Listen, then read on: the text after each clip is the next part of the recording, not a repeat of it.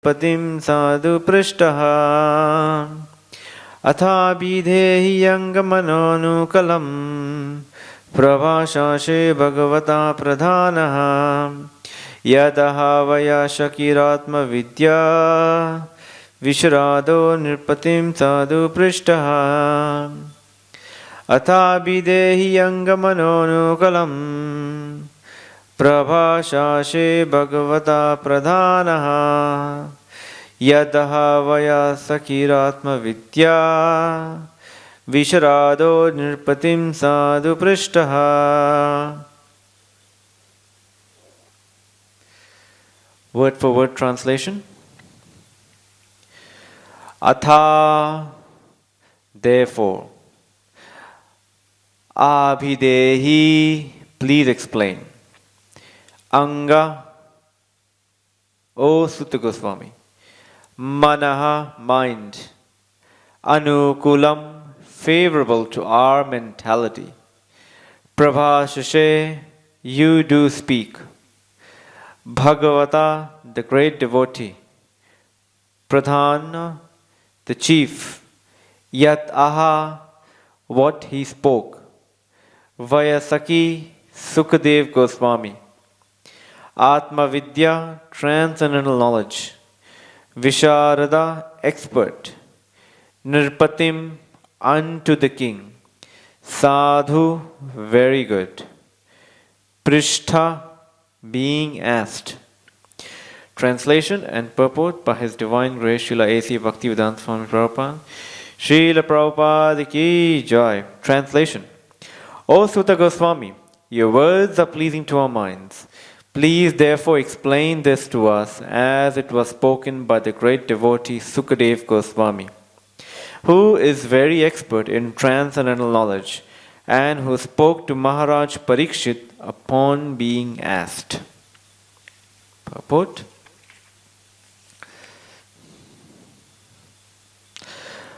Knowledge explained by the previous Acharya like Sukadev Goswami and followed by the next like Sutta Goswami is always powerful transcendental knowledge, and it is therefore penetrating and useful to all submissive students. Thus end the Bhaktivedanta purports of the second canto, third chapter of the Srimad Bhagavatam, entitled Pure Devotional Service, the Change in Heart. I will read the first verse of the following chapter. We won't recite the verse together, but I'll just read it to myself, and I'll read the translation and purport. So, chapter 4, verse number 1.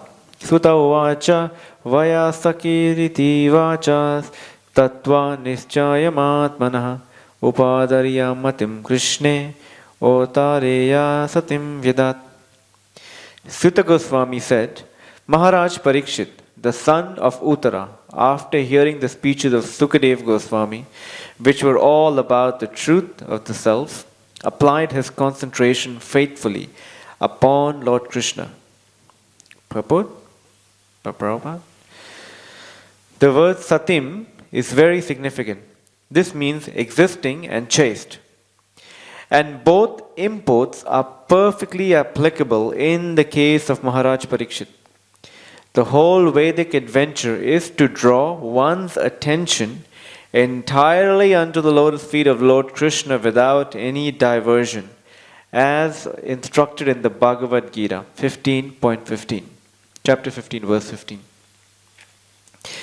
Fortunately, Maharaj Parikshit had already been attracted to the Lord from the very beginning of his body in the womb of his mother. In the womb of his mother, he was struck by the Brahmastra atomic bomb, which was atomic bomb released by Ashwatthama.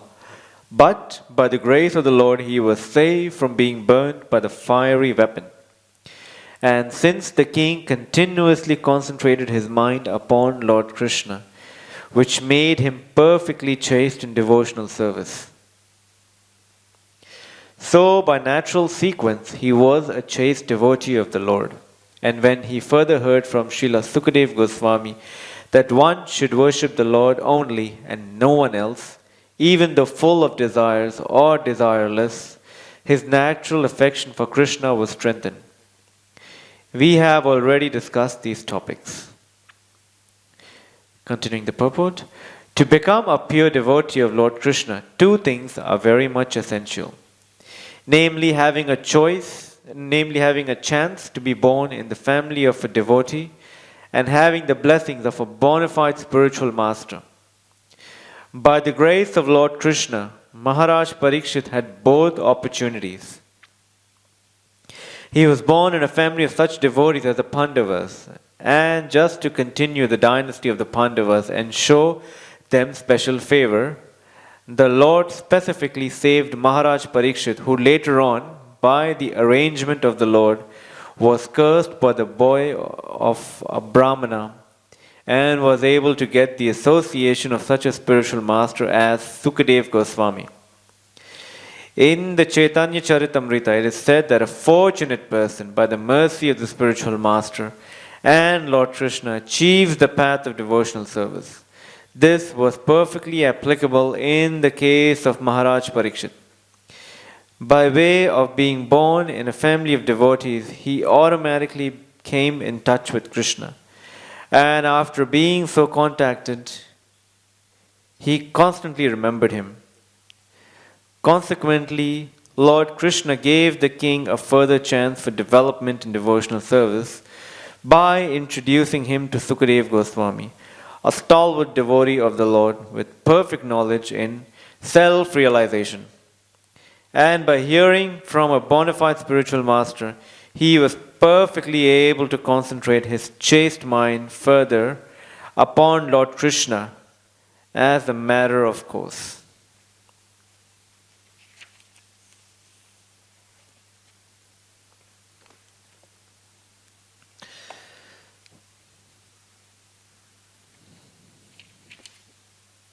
Om Ajnanatimirandasya Gyananjana Shalakaya Chakshurun Militam Yena Tasmai Shri Guruve Namaha Shri Chaitanya Manovishtam Stapitam Yena Bhutale Swayam Rupa Kadamayam Dadati Swapadantikam Vandeham Shri Guru Shri Yuta Padakamalam Shri Gurun Vaishnavamscha Shri Rupam Sagrajatam Sahagana Raghunathanvitam Tam Sajivam Sadvaitam Savadutam Parijana Sahitam Krishna Chaitanya Devam Shri Radha Krishna Padan Sahagana Lalita Shri Vishakanvitamscha He Krishna Karuna Sindhu Dina Bandhu Jagatpate Gopesha Gopika Kanta Radha Kanta Namostute Tapta Kanchana Gaurangi Radhe Vrindavaneshwari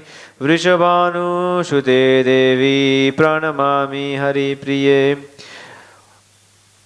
Vancha Kalpatarubhascha Kripa Sindhu Bhaevacha Patitanam Pavanebhyo Vaishnavebhyo Namo Namaham Jai Shri Krishna Chaitanya Prabhu Nityananda Shri Advaita Gadadhara Shri Vasadi Gaura Bhakta Vrinda Hare Krishna Krishna Krishna Hare Hare Hare Rama Rama Rama Hare Hare Hare Krishna Krishna Krishna Hare Hare Hare Rama Rama Rama Hare Hare Hare Krishna Krishna Krishna Hare Hare Hare Rama Rama Hare Hare.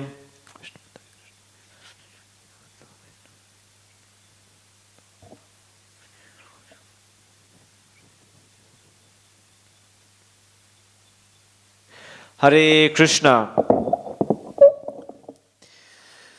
So I'll read the translation for the two verses that I read and hopefully be able to speak a little of what is being discussed there. So, chapter 3, verse 25, the translation is, O Suta Goswami, your words are pleasing to our minds. Please therefore explain this to us as it was spoken by the great devotee Sukadev Goswami, who is very expert in transcendental knowledge and who spoke to Maharaj Parikshit upon being asked. the verse from the following chapter, the first verse of the following chapter. Sutta Goswami said, Maharaj Parikshit, the son of Uttara, after hearing the speeches of Sukadev Goswami, which were all about the truth of the self, applied his concentration faithfully upon Lord Krishna.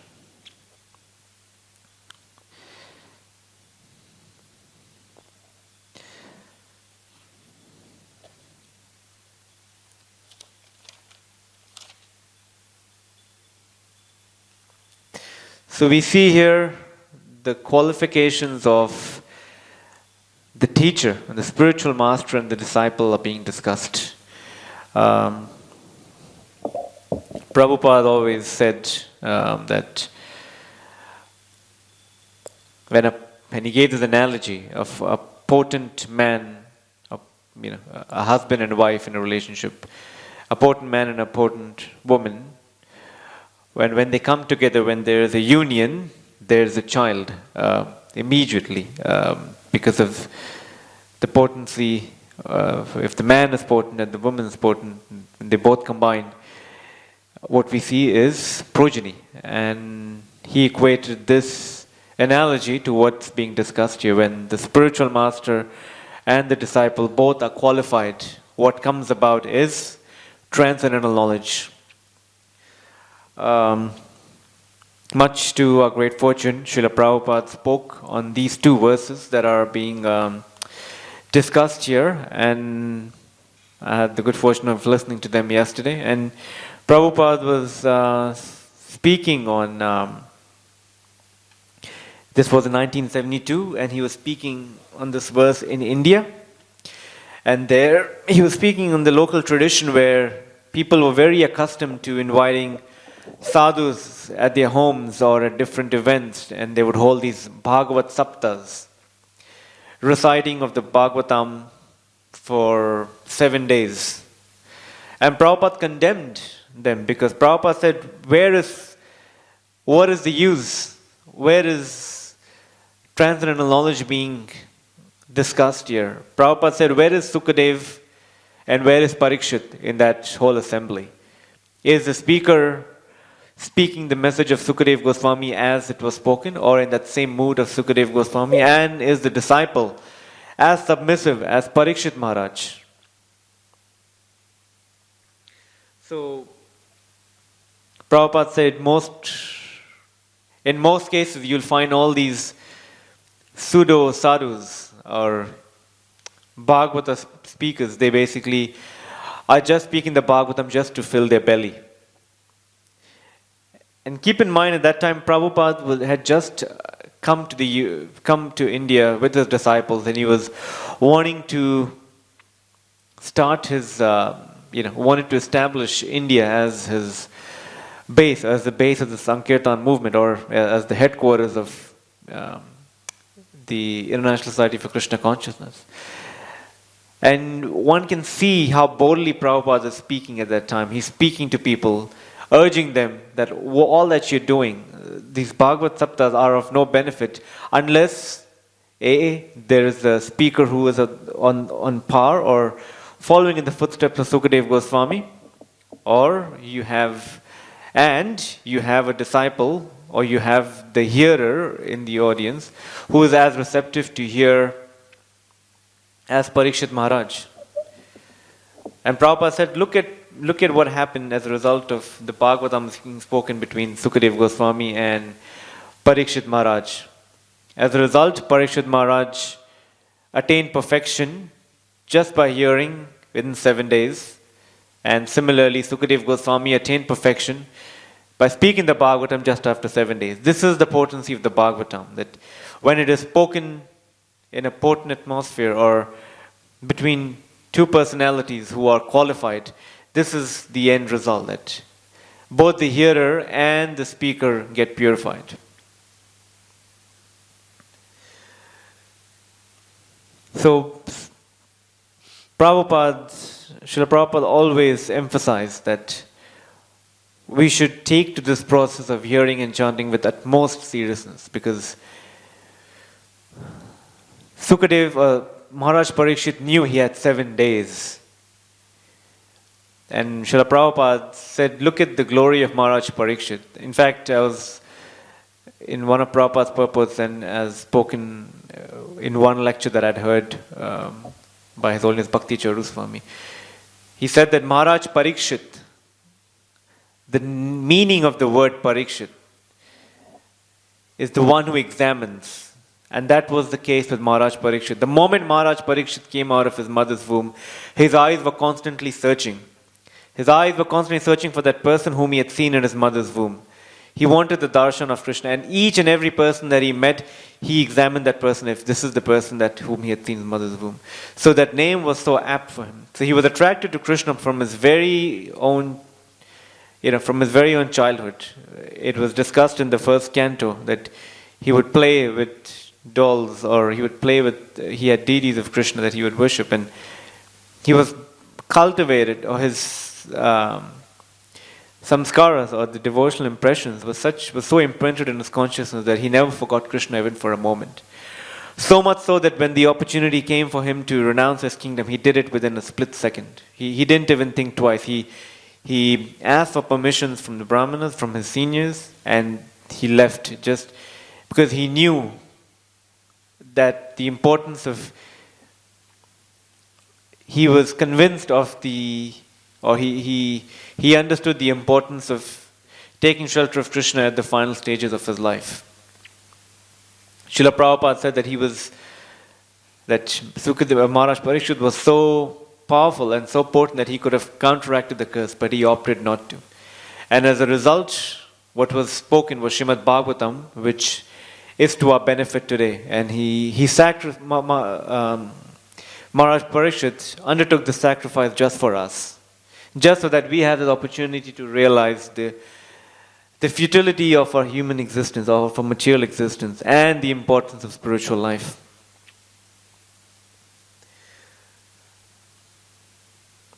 So Srila Prabhupada, in the purport, there are two very important points that are being discussed. And I'll just, because the purport is short, I'll just quickly read the purport. The purport for chapter 3, verse 25, the very last purport. Knowledge explained by the previous Acharya, like Sukadev Goswami, and followed by the next, like Sutta Goswami, is always powerful, transcendental knowledge. And it is therefore penetrating and useful to all submissive students. I'll repeat that again. To all submissive students. That is one aspect, and the other aspect is of the speaker being qualified. So I'll break it up in these two portions and shed some light on what there is to say in other Prabhupada's purports and my hearing of other devotees who've shared their reflections.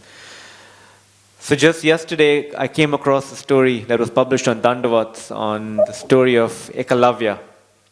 Ekalavya was a great archer, and Srila Bhaktivedanta Saraswati Thakur has offered a commentary on the life of Ekalavya, which was published by in Bengali. It was in Bengali, but it was translated to English by His Holiness Bhakti Charu Swami. So in that,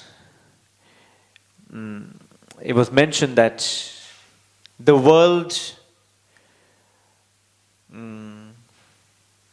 very much respects Ekalavya's Guru Nishtha. Everyone appreciates the valor and the courage shown by, and submissiveness shown by Ekalavya towards his guru, Dronacharya. But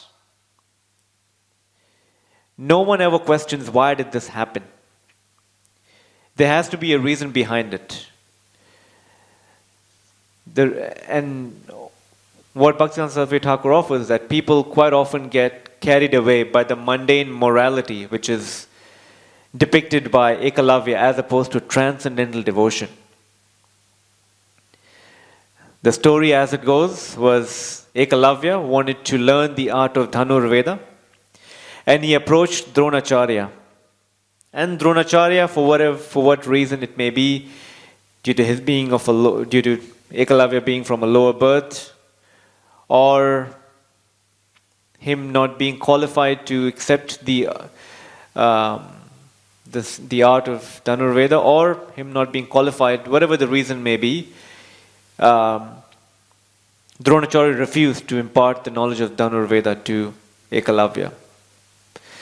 And Ekalavya was very disappointed, and later on,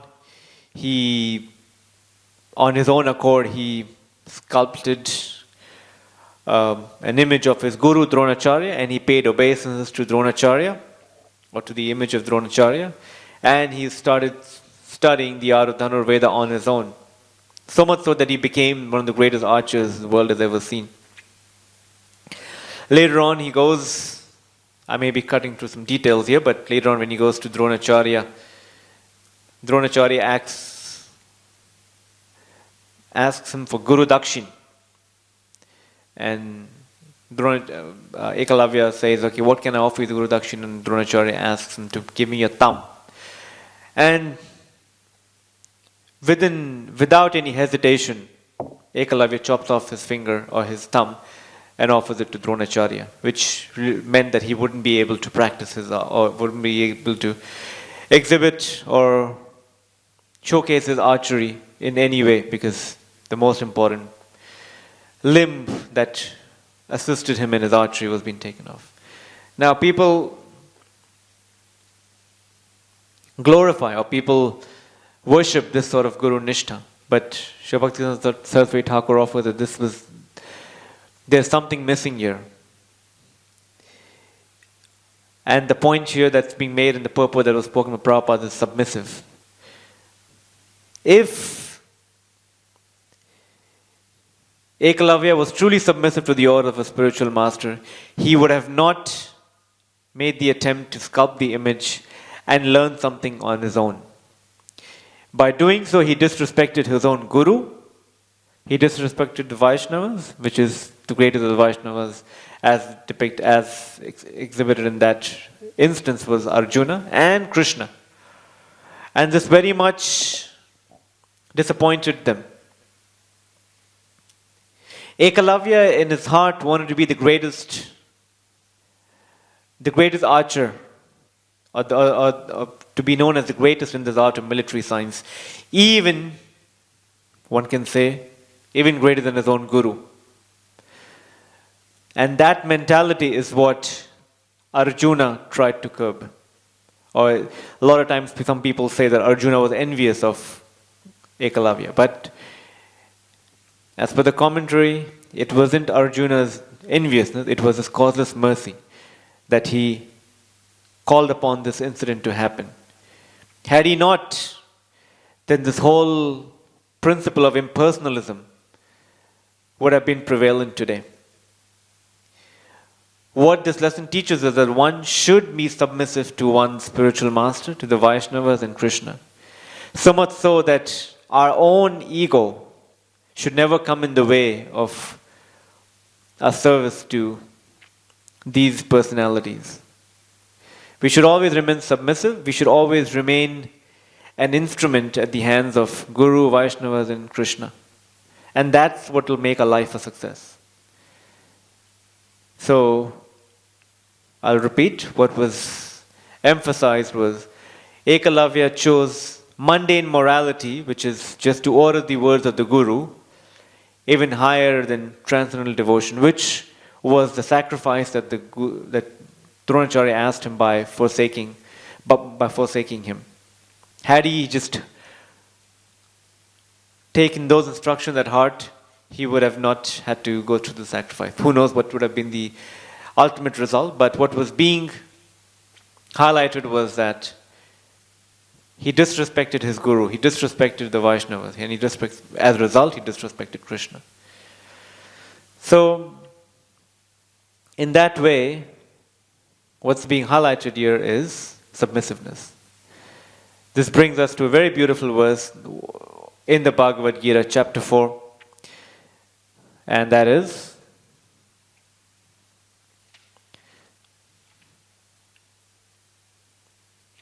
Tad vidhi pranipatena pariprashnena shevaya. Upadakshanti te jnanam jnanina tattvadarshina. Just try to learn the truth by approaching a spiritual master. Inquire from him submissively and render service unto him. The self-realized souls can impart knowledge unto you because they have seen the truth.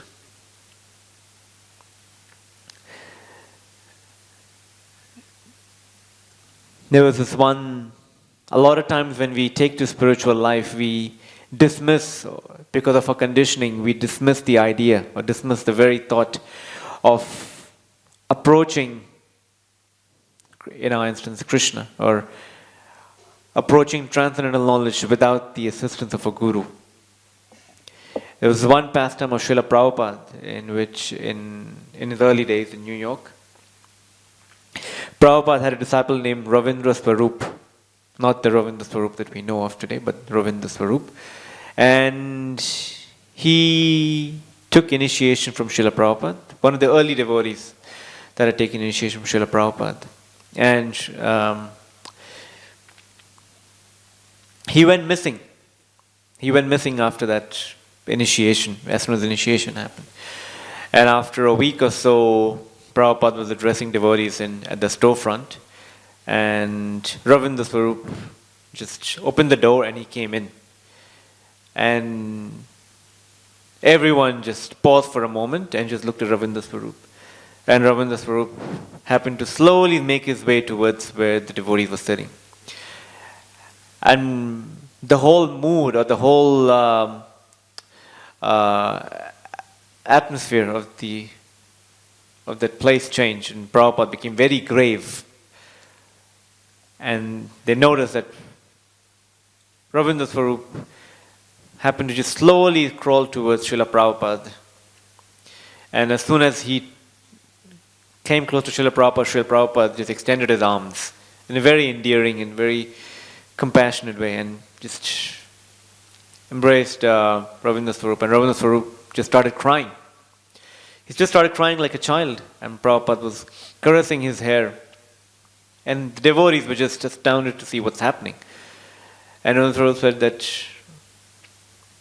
Srila Prabhupada, if I love Krishna, I'm paraphrasing it because I can't remember the exact details, but if I love Krishna, why do I have to go through a guru? Why can't I just go straight to Krishna? And Srila Prabhupada, in very grave words, or in very, his voice was choking up with compassion, and he said, that is not possible. And after a few seconds, Ravindra Swarup just wiped his tears, just looked back and just raced out of the door, shut the door, and everyone was just shocked to see what had happened. And Srila Prabhupada said, that is the problem. We want to approach Krishna without the assistance of a guru. And that is not possible. And Prabhupada went on to say, his eyes were choked with tears, his eyes were dropping with tears, and his voice was choked up, and he said, I'm an old man, I can die at any moment, but you have to carry on this mission. And Prabhupada was telling them that please follow my instructions. He was urging them, please follow my instructions. Please follow the instructions that are being stated in these books. And serve devotees nicely, which make us one dear to Krishna. Srila Bhaktivedanta Saraswati Thakur would always say, serve in such a way that Krishna will want to see you. A lot of times we want to do the opposite. So he said but our mood should be such, we should serve the Vaishnava, we should serve the Guru, we should serve Krishna through these two mediums in such a way that Krishna will be compelled to see us. Krishna will be compelled to bestow his mercy upon us, because the mercy comes through these two mediums. There's this pastime of Keshava Kashmiri. Not Keshava Kashmiri. Sarvabhauma Bhattacharya. When Sarvabhauma Bhattacharya had seen Lord Chaitanya, he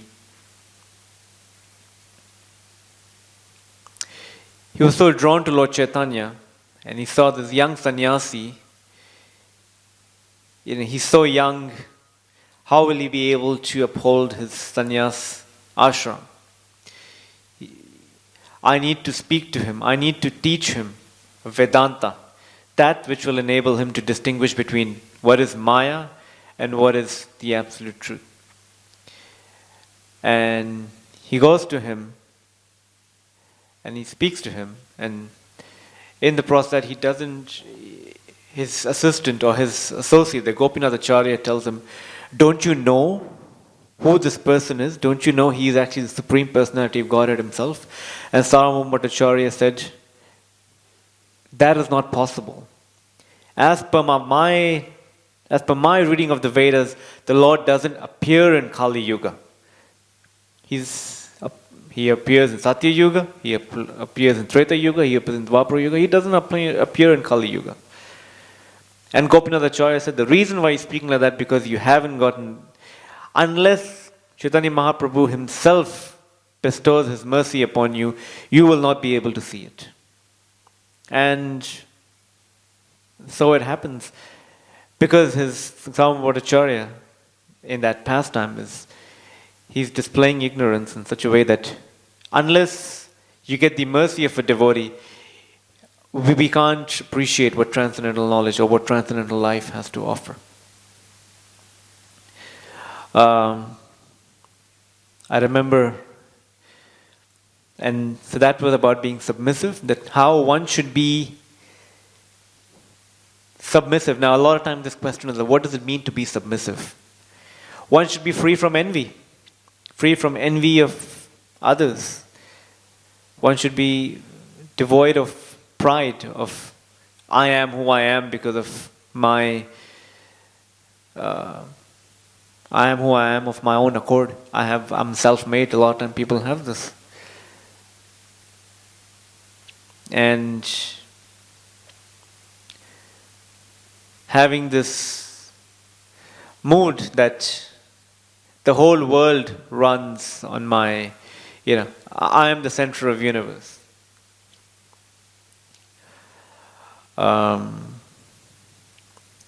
Many years ago, my Guru Maharaj was actually relaying this excerpt from a Japa retreat he had attended with His Grace Burijan Prabhu. And in that Japa retreat, Burijan Prabhu was making this one point, and he stressed on this point over and over during the retreat, that and he wanted this point to be really, he wanted all of us to drive home with this point. And this point was that the problem that we all face is that we all think ourselves, or we all think of our life to be a movie. And in that movie, we see ourselves as the hero or as the heroine. And we want our life to be perfect, or we want that movie to be perfect, as it's always seen in movies. When we go out for movies and we see, there's a hero or there's a main character, and then there's supporting crew. So we all see ourselves as the hero, and we see everyone else as the supporting crew. But there's a problem. The next person who's sitting right next to you thinks that his life is a movie, and in that movie, he or she is the main character. Which means that you, who's sitting right next to him, is the supporting crew. And he said that extends across a family, across a community, across a nation, across the universe. So everyone is thinking, I'm the main character in this movie, whereas that is not true. So until we are able to dispel or be able to accept that is not the case, we continue to be in ignorance. And that requires the mercy of the spiritual master, the mercy of devotees. Devotees come And the next point is the qualities or the qualification of the speaker.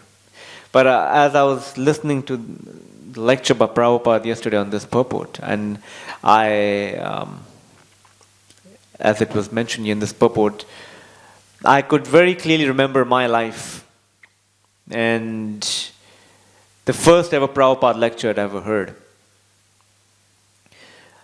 And I remembered that day, I remembered that time, I remember I was actually in America and I was driving when someone had gifted me the CD of this Prabhupada lecture. Back when CDs were quite resourceful. They still are.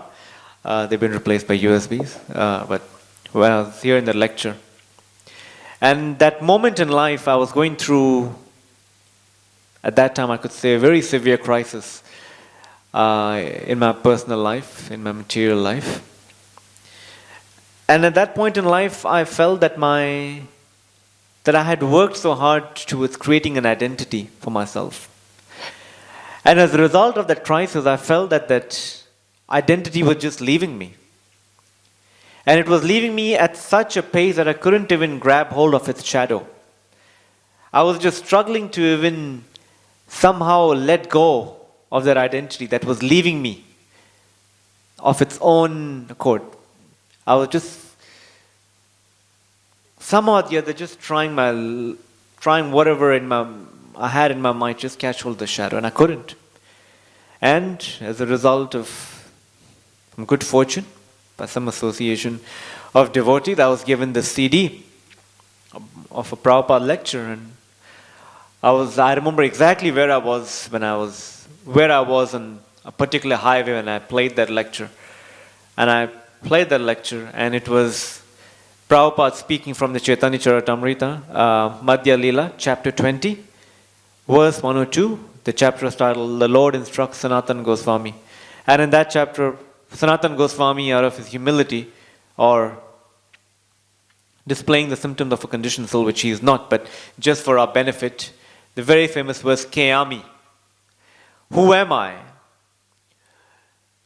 What are the miseries of this conditioned life? And I need to know, I'm paraphrasing the translation, but I need to know in order to gain knowledge. So who am I? Why are these miseries troubling me today? And please enlighten me on this so that I may be free from my ignorance. And at that very moment, Prabhupada, the moment he started speaking, all throughout the lecture, he spoke, I could feel, he spoke with such conviction and such purity and with such an urgency that I could see my heart being transformed. A lot of times it is said that we hear this from many devotees, that when they hear Prabhupada speak, or when he was physically present amongst us, you could see many devotees speak that when Prabhupada spoke in a class, and when he spoke, every devotee there literally felt as though he was speaking directly to them. And many years later, even after Prabhupada's physical absence, when devotees play his lectures or play his recordings, they feel that he's speaking to him. And that was my moment that he was speaking to me. He was waking me up that, please, this material life is full of miseries. We may not see it, we may be covered at times, but the best solution is for us to take shelter of Krishna. And I can say from that time on, my life has not been the same. And it's only I owe that gratitude to the devotee who gave me that tape, and most importantly, Srila Prabhupada and the society of devotees that have assisted me. So I would say that in the previous section where it talks about where Prabhupada was denouncing these Bhagavad Saptahas, he said, in how many of those Bhagavad Saptahas does the speaker actually say that this material world is not a permanent fixture? How many of them do stress this point? Instead, they go to the Rasa Leela and want to just speak on pastimes that just are leading, in one sense, leading the people astray and also leading the speaker astray.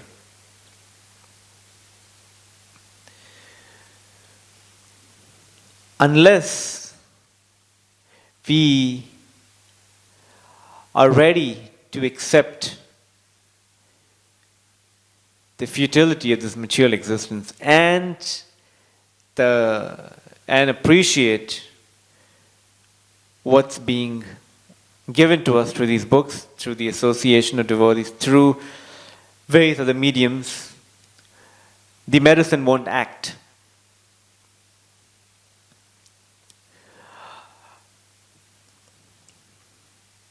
I would like to, and yesterday I was also listening to a lecture on the same verse by His Holiness Radhanath Swami, that the qualities of a speaker, the qualifications of a speaker. The speaker speaks on the absolute truth. And what is the absolute truth? We turn to chapter 15, verse 15.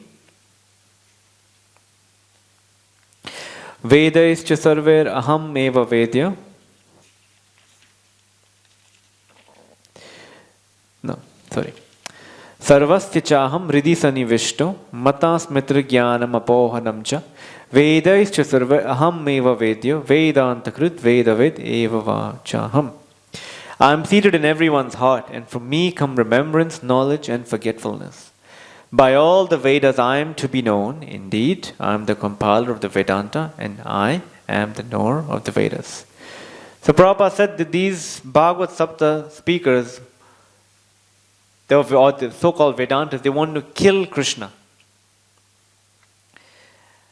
And a speaker who's actually representing Srila Vyasadeva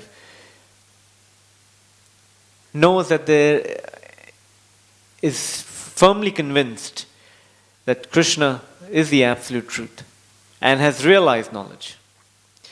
The famous pastime in the Chaitanya Charitamrita of Keshava Kashmiri. Keshava Kashmiri was one of the biggest, was the Digvijay Pandit. He had the blessings of Mother Saraswati. So much so that wherever he went, wherever he spoke in such a way that he was able to defeat all of the scholars. And finally he made his way towards Navadvip. And I heard this one devotee say that it is said that at that time Navadvip was what is the Oxford of higher learning at that time. Of course, there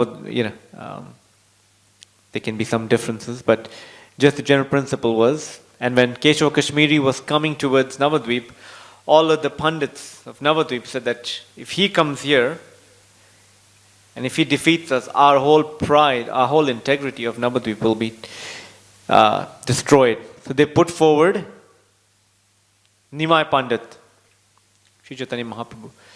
And Nimai Pandit had his students there that he was teaching Sanskrit grammar.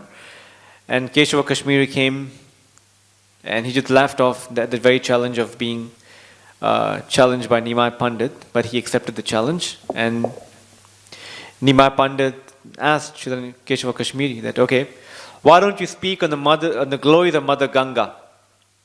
And Keshava Kashmiri spoke such beautiful poetry. He spoke in such a way that just enchanted everyone around. Basically, all the students there that were there with Chaitanya Mahaprabhu, and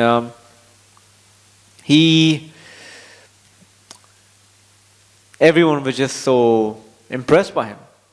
And Chaitanya Mahaprabhu said, well, thank you. Can you speak on the good points and the mistakes that you've made? And this enraged Keshava Kashmiri, that who are you to tell me I've made mistakes? I've never made any mistakes. And Chaitanya Mahaprabhu systematically started to point the mistakes in his narration that he had given. And Keshav Kashmiri was just stuck. He just couldn't say anything, and it is said that his tongue just froze. I mean, he couldn't say a word. And he was praying to Mother Saraswati to please help him, and he just couldn't say anything as Chaitanya Mahaprabhu was defeating his argument. And the reason why Chaitanya Mahaprabhu did that was, what's the use of all this learning if it doesn't evoke any any love for Krishna. What's the use of all of this? Chaitanya Mahaprabhu wanted to destroy the pride of Keshava Kashmiri, but not the integrity of Keshava Kashmiri. So, after some time, Chaitanya Mahaprabhu told Keshava Kashmiri, you seem tired, why don't you go back? And tomorrow we come and we have a discussion.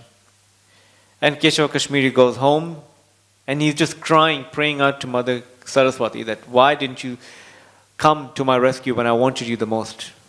And after some time he just was so tired that he fell asleep, and Mother Saraswati appeared in his dream saying that this person whom you were up against, he is my Lord.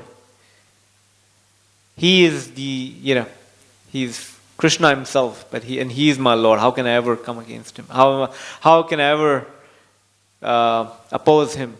And Keshava Kashmiri came to his senses and accepted shelter at the feet of Chaitanya and Nimai Pandit and Chaitanya Mahaprabhu. So the point here is that a speaker should speak with such conviction, logic, and most important, devotion, and be able to somehow or the other represent in all possible ways the disciplic succession, so that they may be able to impress upon the hearer the importance of devotional service. So I'd like to conclude with that the main point that Prabhupada makes here is when there is a combination of a qualified speaker and a qualified hearer, the discussions are very sweet. And as a result, transcendental knowledge is being exchanged, as opposed to just knowledge that's feeding the ego of both the speaker and the hearer. And that's just suicidal for everyone. So I'd like to end here, and I'm grateful to be given this opportunity to somehow deepen my own understanding of Srimad Bhagavatam and to be able to serve the Vaishnavas. Thank you again. Param Vijayate Shri Krishna Sanketanam ki jai. Srimad Bhagavatam ki jai. Srila Prabhupada ki jai. Nitai Gaur Premanande Hari Bol.